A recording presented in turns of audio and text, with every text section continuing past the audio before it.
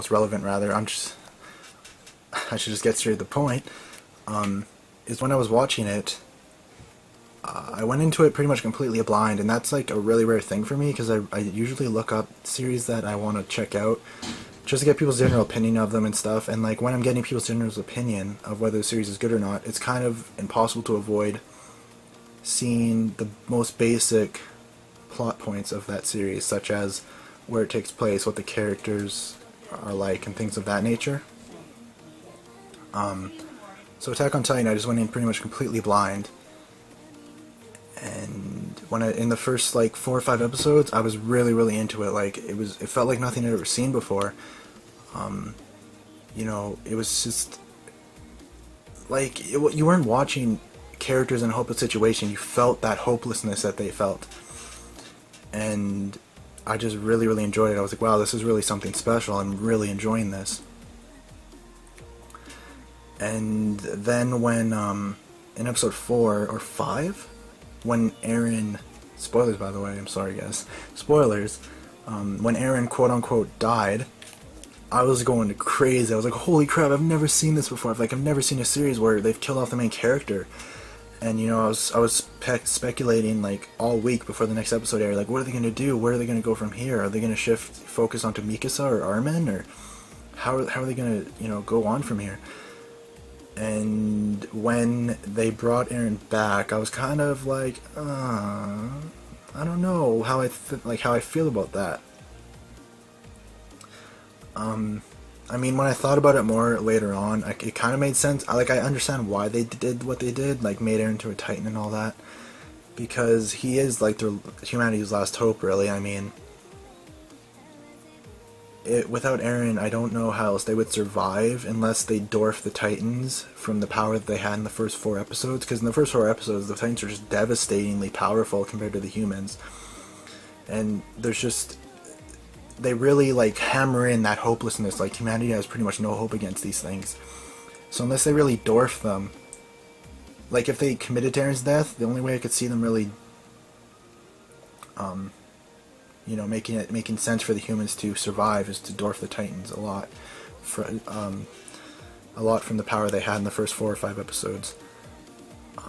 But at the same time, despite that, I can't help but feel that the series would have been so much better and so much more interesting if they committed to Eren's death.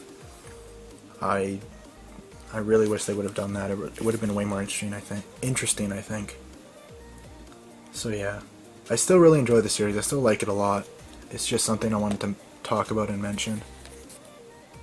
But overall, I do like Attack on Titan quite a bit. I do think it's a good series. Awesome soundtrack. Really good animation during like the action scenes and stuff, and even with what they did with Eren and all that, it's still a fun and interesting series to watch, and I'm excited to see where it goes from here. What's next? Next we will do Kill la Kill Part 2, Volume 2, whatever you want to call it. And I just noticed that little mark that's on the spine there. Nice. I hate it when my sets have like nicks on them and stuff like that. Anyways, I finished this series recently. Whoops. And it was crazy. The series is so batshit insane, you guys. It's not even funny.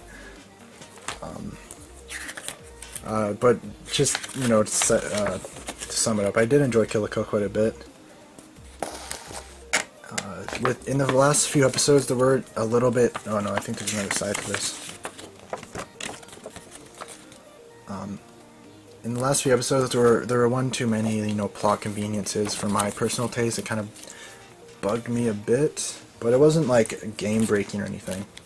And I guess you get like a card. It's kind of interesting. But overall, it was really enjoyable and just so crazy. Like, I mean, I guess I should have expected it. It is, after all, the same creators of Gurren Lagann and Fooly Cooly, so I should have expected batshit insane. But even with my expectations, the way they were, it's still still caught me like off guard and caused me to go, what the hell am I watching right now? What is going on? This is effing crazy. Alright, so we have 2 postcards here. Only 2 in this set. There was like 6 in the other. So yeah, it's just...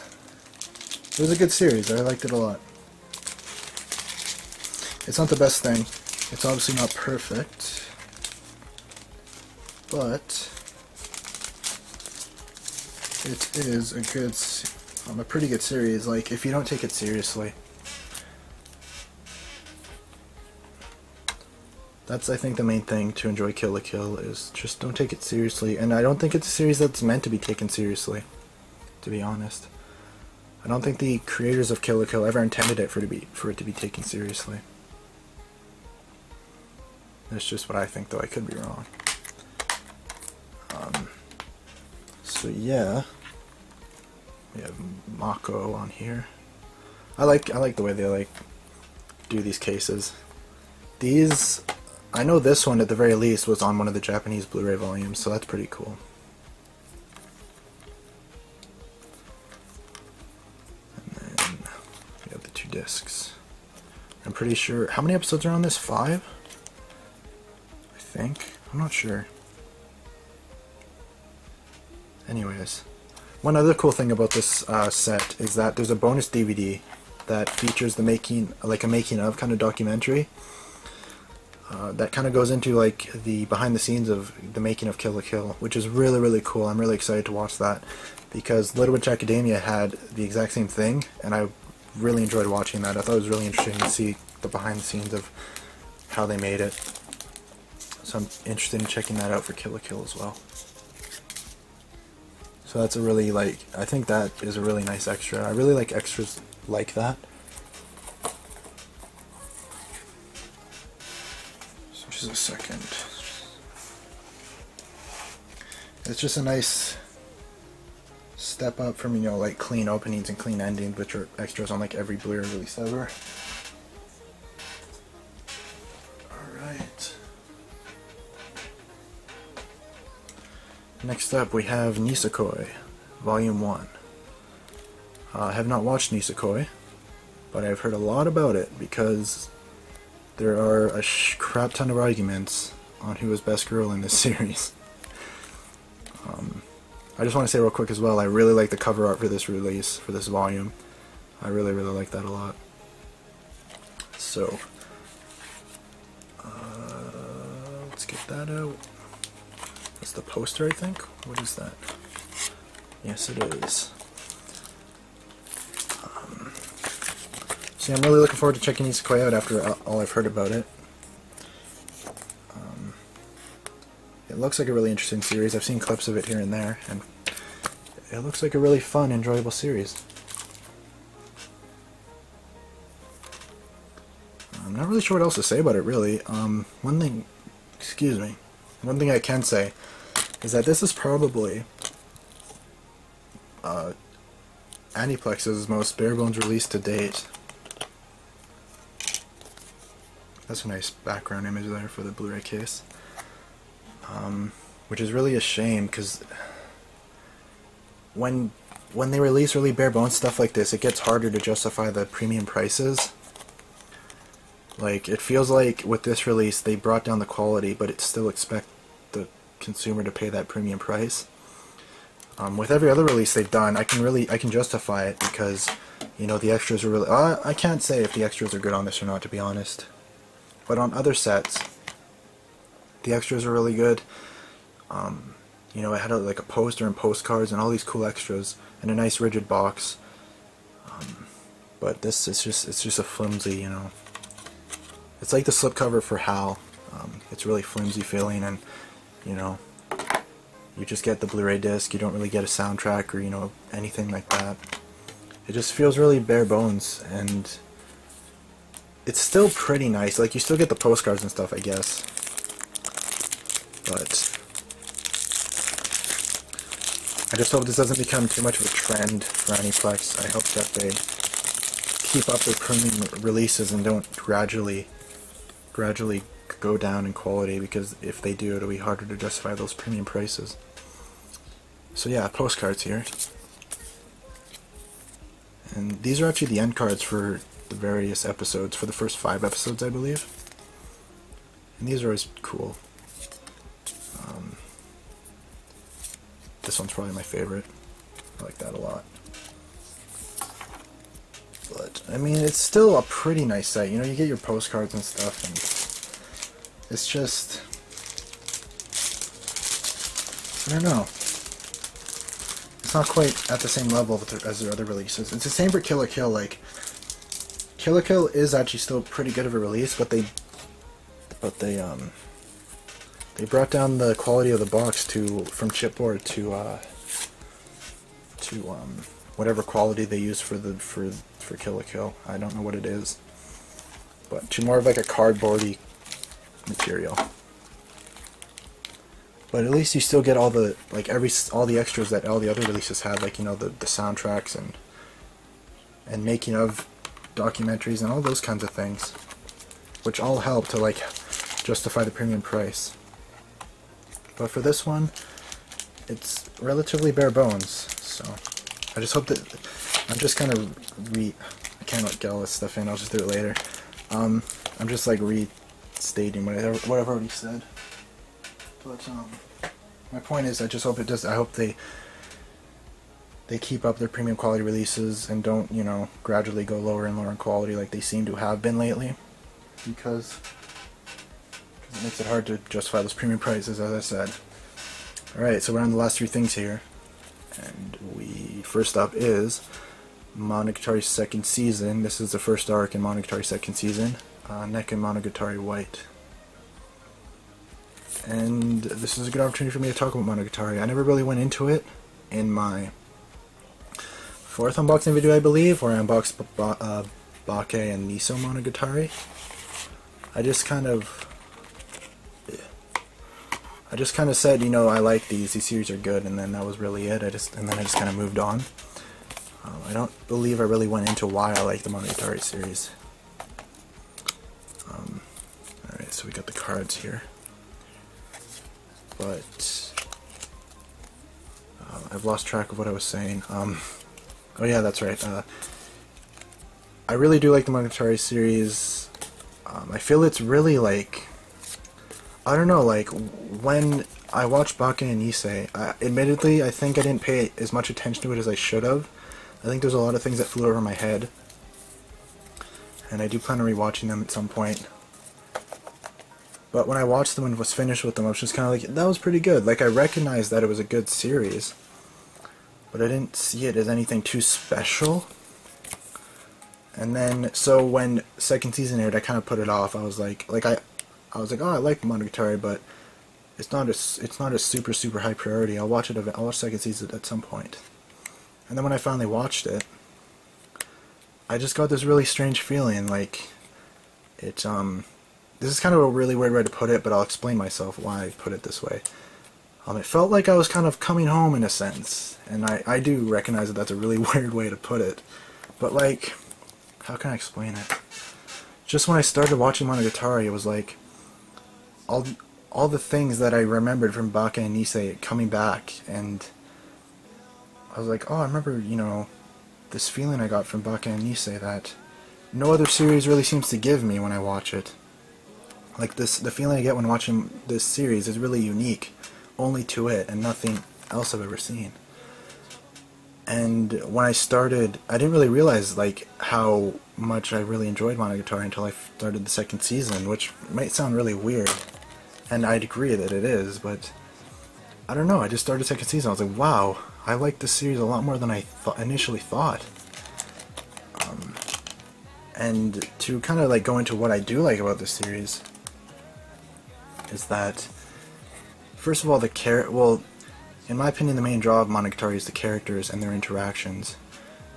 There really isn't a single character in the series that I dislike, and that is an extremely rare thing for me. There's at least one character that I dislike in every series I watch. Obviously, there are characters I prefer over others, but I can't think of any character I really dislike. And just all their interactions are so interesting and fun to watch. Oh, just a sec. I'm not good at multitasking. I'm not good at like talking while I put this stuff away, but and that combined with like Shaft's wonky, crazy, quirky animation style, really combined together really makes Monogatari something special in my opinion.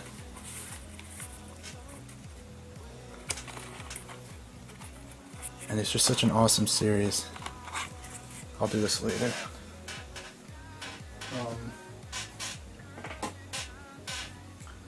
And like, usually when people ask me like what Monogatari is, I almost always answer it's a harem series with characters that feel real. And what I mean is that, I think it's pretty self-explanatory, but there are archetypes in this series that exist. You know, like, archetypes exist in this series, obviously, but they don't consume the characters. Like, for example, the pink-haired girl in High School of the Dead, I can't remember her name, she's a tsundere, and that's all she is. Like, her archetype consumes her entire character. But in Monogatari, there's more to characters other than the archetypes. They feel real. The characters are developed really well. And, you know, they just, like I said, they feel real. Aside from, like, the obvious stuff, like, you know, one character's a vampire, you know, put all that stuff aside. They do feel like real characters for the most part, I feel. And we got these postcards. And yeah, so let's talk about this. I didn't really talk about the last arc. But this arc specifically I really enjoyed. Because obviously you'd think, based on all the pictures and stuff, that this arc focuses on this character. But it doesn't. It actually focuses on Shinobu and Araragi's relationship, for the most part. And that's the reason I enjoy this arc so much, is because Shinobu is probably my favorite character in the series. Not probably, she is my favorite character. So, there's just a whole bunch of interaction between Shinobu and Araragi, which makes me really like this arc. And it's also an interesting arc too, like the events that occur and all that. I won't spoil anything, but... And then we've got the Blu-ray case. Just a really awesome series. And what you're hearing in the background is a radio, so apologies for that. Oh crap. This video is almost over, so I won't have to hear it for too long, thankfully. And that is the background thing image. What else can I say?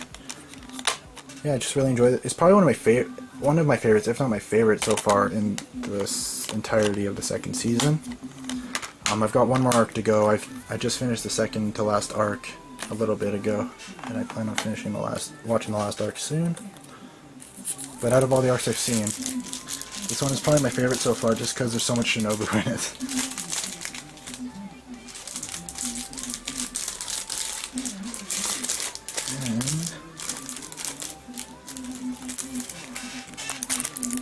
I'm probably not going to be able to get this stuff back in here, so let's do that later.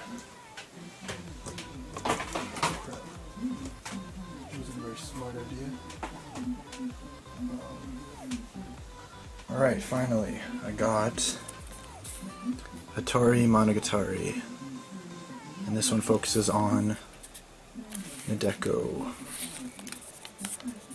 This was a pretty entertaining arc as well. I liked this one quite a bit. The impact of it was a bit dampened because it was kind of spoiled for me. Not totally, but spoilers. Nisokoi's whole descent into, I don't know if madness is the right word, but just her descending into the archetype. What's the name of the archetype of Yunogasai? Like what? Just the character that's really violent and will like do anything to get the person she loves, even if it means killing, you know, things like that. And she'll even go as far as to kill the person she loves if they refuse to be with her. That archetype is what she devolves into throughout this arc. And I was kind of spoiled of that because, you know, I was browsing random forums and whatnot online, and it just got spoiled for me, which was unfortunate. But even with that, it was still really entertaining. It was really entertaining to watch the spirit or the demon, whatever you want to call it, that kind of like talks Nadeko into her. That's that demon slash spirit thing, along with one other character. This, really quick, I just want to say, really reminds me of the Honey and Clover art style. I don't know if the same artist, but it might be. The demon slash spirit thing combined with one other character slowly talks her and like takes advantage of her